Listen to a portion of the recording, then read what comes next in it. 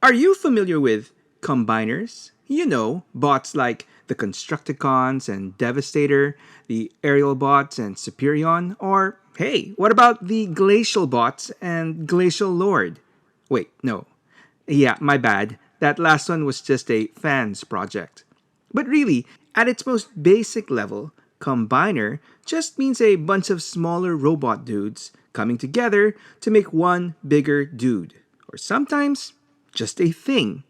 And that was exactly the case with the very first combiner to show up in Transformers. Ever. Got any idea who that was? Here, let me show you a picture.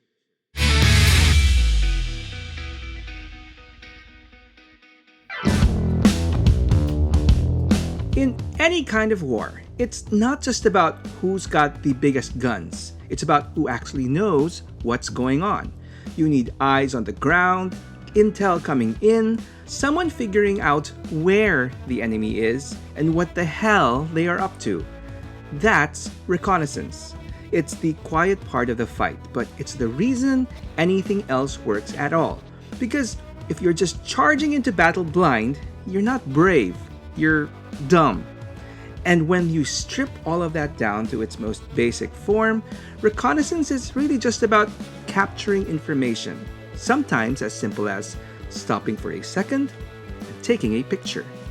And with that in mind, I guess it's no surprise that in a world that's more than meets the eye, full of robots in disguise turning into jets, cars, and, well, Walkmans, hey, a bot's got a groove too, you know. You've got at least one dude, or is that three, who turns into a camera. Reflector was right there from the jump, part of the original cast of the 1984 cartoon. He's in on the whole deal. Decepticons tracking down the Autobot Ark, crashing into a volcano, taking a few million years off, and then waking up in the 80s like nothing happened and getting straight back to work, doing his, reconnaissance thing. Whether he's giving Thundercracker something to point and shoot with, or quietly helping snag some top secret access codes, Reflector's just in the background doing Reflector things. And while his actual job on the battlefield didn't exactly scream for attention, Reflector still managed to burn himself into our collective childhood memory for one very specific reason. He was the only Transformer in the show that was actually 3. Now, sure, design-wise, he wasn't exactly blowing anyone away, kind of basic, a little plain, but that wasn't the point. The fact that there were 3 of him moving together, talking together, always in sync, gave him this weird, slightly creepy but cool vibe that just stuck with you. And then you throw in the voice of Chris Latta. I mean, that's basically Starscream in triplicate. Yes, please. That being said, cool as the whole 3-in-1 thing was, there is another reason Reflector stood out from the rest of that original cast.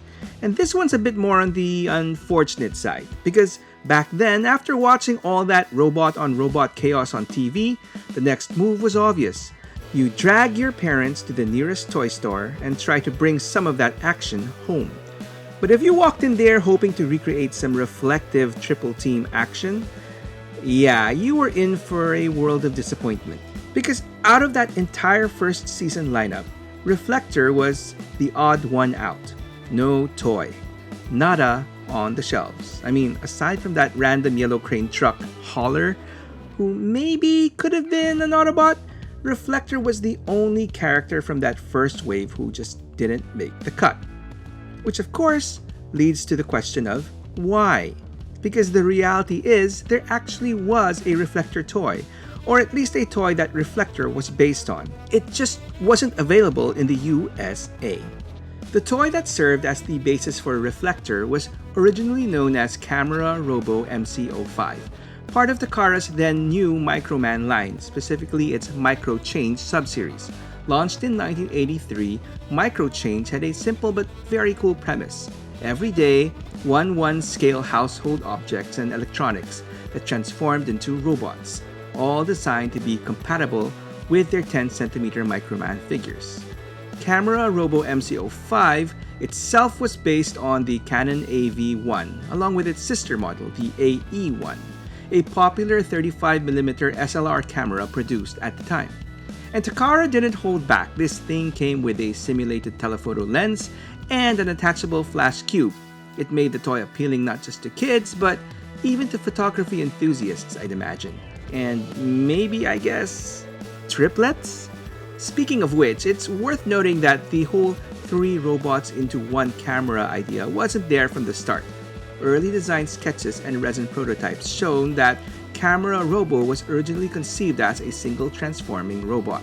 But the engineering required to turn a realistic SLR camera into a single robot figure proved rather difficult back in the day, and so Takara did a pivot and split the design into 3 separate robots. MC-05A, Micro Shutter, intended for high-speed offense with dimensional teleportation capabilities. MC-05B, Micro Finder, designed for dimensional interception and early detection of hostile entities. And MC-05C, Micro Winder, rounding out the trio and providing the structural mass for the camera's grip and winding mechanism. This resulted in not only a modular, puzzle-like design that created a more cohesive alternate mode, but also introduced a unique team-based play pattern. Throw in a functional, spring-loaded missile launcher built into the flash cube, metal parts, and even a fictitious but realistic-sounding camera brand, Microx, and you've got basically a winner. So with all those design elements in place, it's easy to see how Camera Robo MC-05 became a popular release in Japan. And that's exactly why when Hasbro came a-calling for Takara's transforming robots, MC-05 was quickly drafted into the Decepticon ranks as part of that first wave headed to the west. Which also explains why the newly christened espionage expert Reflector was prominently featured in that first Transformers miniseries. But apparently, that was it. Pansit. So, as far as retail stores went, what happened? Well, the answer is actually pretty straightforward and unfortunately not as exciting as you might hope. Despite the toy's unique design, which would technically make it the first official combiner in the Transformers line, Reflector was passed over for a mainstream release for one specific reason. According to Hasbro's Vice President of Research and Development in 1983, George Dunsey, corporate execs and focus testing deemed the figure not interesting in both modes. The thinking was that on a crowded toy shelf filled with brightly colored sports cars, intimidating fighter jets, and even a gun, a realistic, blocky camera just wouldn't grab the attention of the kiddies. So while MC-05 was already a retail hit in Japan, allowing Reflector to exist there as a standard mainline Transformers release, things played out very differently in the US. Reflector was essentially benched, and after his early appearances, he was gradually phased out of the cartoon as well.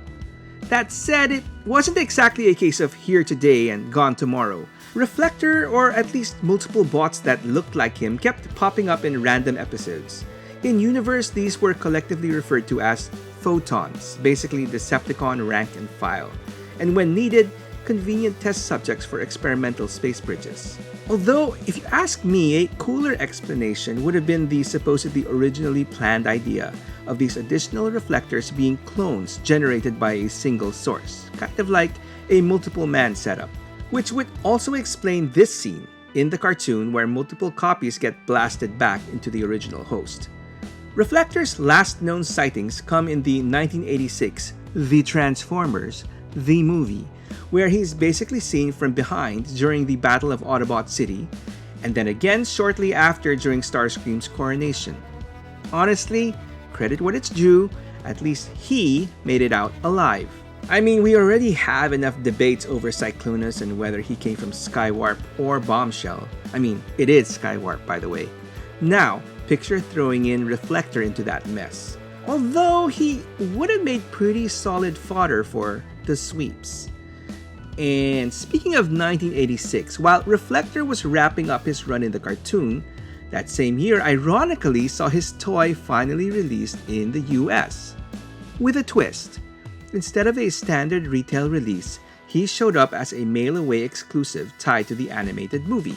So yeah, in order to sell a toy they had previously labeled as not interesting in both modes, Hasbro leaned into exclusivity. Reflector was offered as a premium through 4 different promotional leaflets packed into the Transformers boxes between 1986 and 1987, with dramatic headlines like "Inside, a Transformer not sold in any store."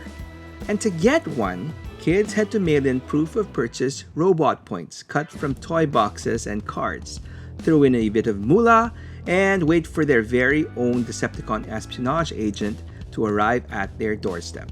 It was actually pretty smart, adding a layer of mystique that a regular retail release probably wouldn't have pulled off. Along with that, Hasbro gave Reflector a proper tech spec profile. See and you can know. Know and you can destroy. Described as someone who loves observing everything, terrain, structures, even his own teammates' mistakes, and isn't above blackmailing fellow Decepticons if it benefits him. Reflector is equipped with advanced infrared vision that can record in darkness, through camouflage, and over long distances. And in camera mode can unleash a blinding flash powerful enough to disorient enemies for up to 15 seconds. Interestingly, while the tech spec treats Reflector as a single entity, the instruction sheet actually names the 3 separate components individually: Spectro, Spyglass, and Viewfinder. Which is kinda weird, but it fits, especially since while the cartoon portrayed them as nearly identical, the original toy gave you 3 distinctly different robots.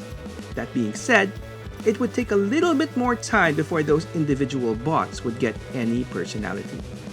Now, while Reflector was pretty much non-existent in the original Marvel comics, aside from a quick background appearance of one of them lying around ass-kicked post-battle, he finally got more love in the early 2000s with Dreamwave Productions, which featured Reflector as a subgroup in its More Than Meets the Eye profile series, giving each robot a more defined character and role.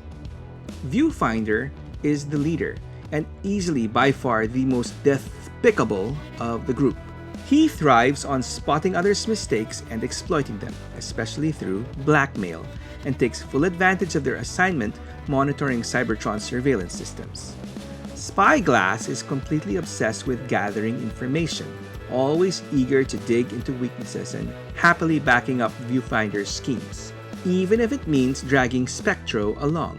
Speaking of which, Spectro is the simplest of the 3, more of a follower than a thinker, quick to shift blame and loyal only as long as it keeps him out of trouble.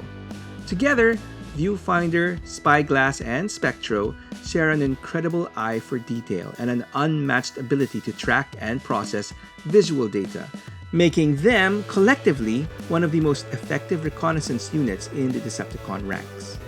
And speaking of effectiveness, do you know one of the simplest but most effective ways to help my channel out?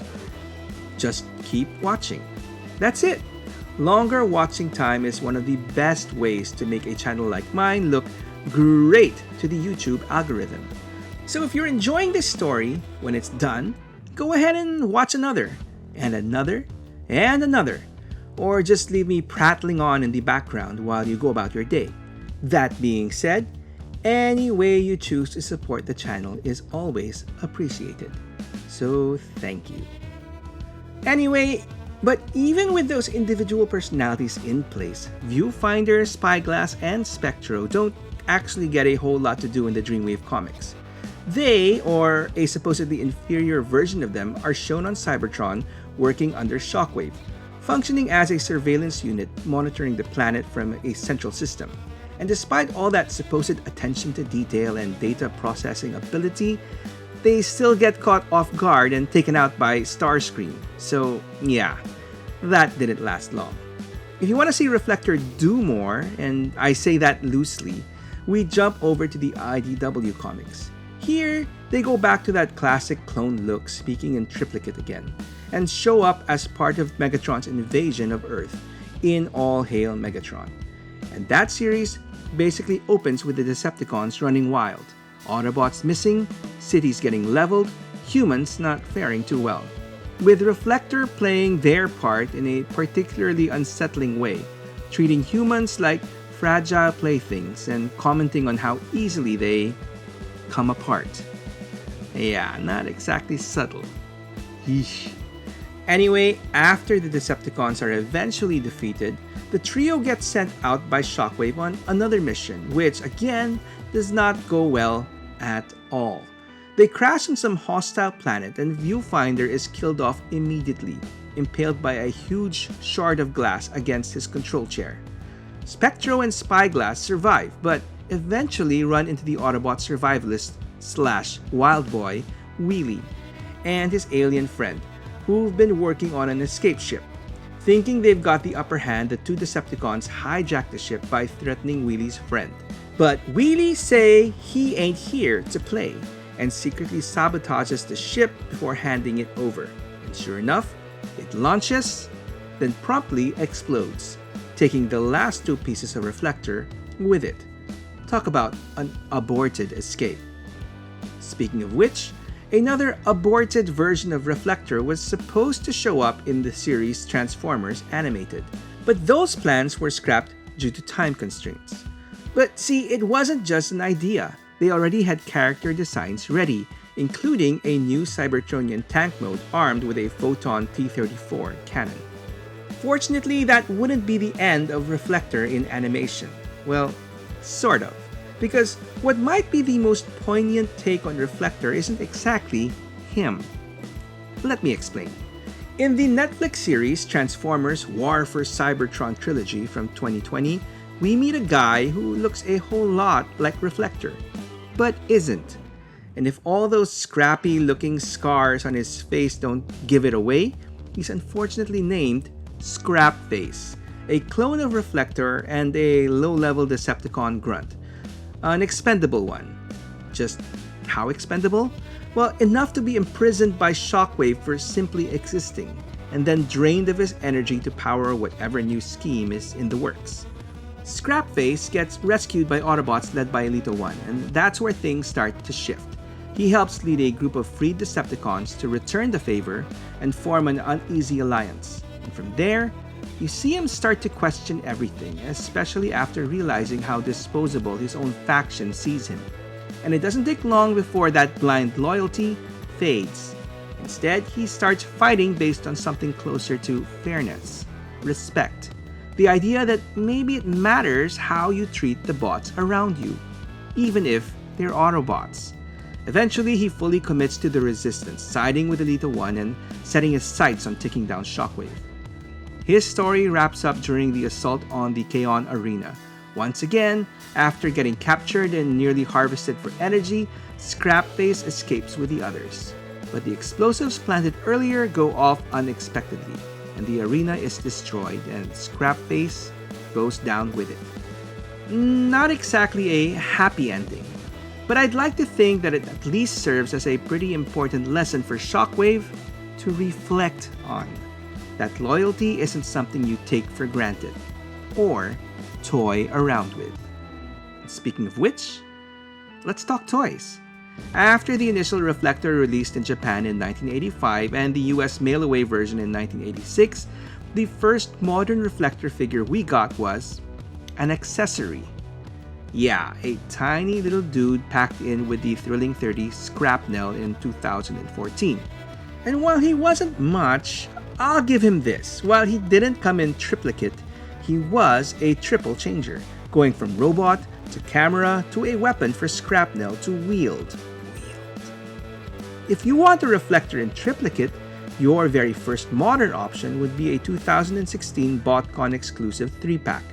This was basically a retooled version of the Legends class Combiner Wars Shockwave, with a new Reflector head. And while they each transformed into individual Shockwave-ish Cybertronian ships, remember kiddies, no guns. If you tried really hard, you could kinda, sorta fudge a unified Cybertronian camera thing. Anyway, in 2019, Hasbro finally got it right by giving us Refractor. Yeah, they apparently lost a trademark to the name. a single deluxe class offering from the Siege line that once again transformed into some Cybertronian artillery hovercraft thing. And a secret third mode. A box. You see where I'm going with this, right?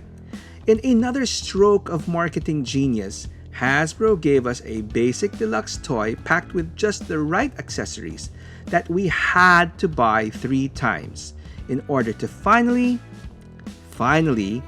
get this. Yep, our very first proper modern take on Reflector.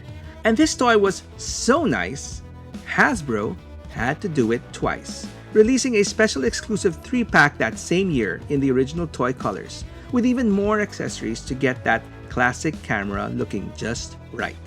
Oh, and poor little Scrapface got a recolor of this mold as well, albeit without a scrapped face. Nothing an X-Acto knife can't fix, am I right? Just kidding. And finally, in 2023, Takara Tomy, in partnership with Canon, gave us something special. A unique take on Reflector that transformed into a fully licensed Canon EOS R5 digital camera, which was one hell of a cool looking alt mode. Unfortunately, the robot mode was, a bit chonky. I guess those OG Takara designers were onto something when they figured out you couldn't turn a camera into a single cool looking robot. Oh well, while the alt mode gave off some masterpiece-ish vibes, for now I'd say leave a true masterpiece Reflector to who else but third-party companies, who've collectively given us a decent number of options. First up, kind of an exception, third-party but definitely not masterpiece, would be Perfect Effects PE11 Scouting Force X, a tiny legend scale set released in 2011. Absolutely chock full of accessories, making for a pretty fun set. That being said, the first MP-style reflector set we got was the MTRM-07 Visualizers by Make Toys, released in 2015 as part of their Remaster series. It's often praised for having one of the cleanest and most cohesive camera modes, although I think the individual heads look a bit off, more like they're wearing medieval coif caps than actual helmets. Fans Toys FT11 Spotter followed soon after in 2016. This was one of Fans Toys' earliest releases, and it shows. They're hella clunky and awkward to transform, especially when forming the camera, which should be as simple as sticking 3 boxes together, a process Fans Toys somehow managed to make excruciating. How do I know? Well, this is the version I own, because despite its age and obvious flaws, I still think it's the best looking set out there, in my opinion. Quick side tangent, I just wanted to share that this was actually the first Transformer that got my wife's attention when I displayed it in alt mode on the shelf. Not for anything, but she's a professional photographer and thought it looked cool, so it's nice to know that this passed the photographer's eye test. And finally, we have Keith's Fantasy Club, or KFC's, EAVI Metal Phase 5A Opti-Clones, also released in 2016, which, while not my personal choice, looks to be a pretty serviceable set with great looking bot and camera modes. That said, I honestly couldn't tell you how good they are, or bad, since KFC is kind of known for their inconsistencies from release to release. Still, with Spotter fetching pretty high prices on the secondary market these days, options are always welcome. And speaking of always being welcome, how about an old war story from a charming old coot named Cup? If you want to hear more about this grizzled old warrior, I've got his story right here. Or if you want my latest episode, I've got that over here. Either way, thanks for watching, and I hope to hear from you in the comments below. Have you had time to reflect on Reflector today? Go ahead and tell me your story.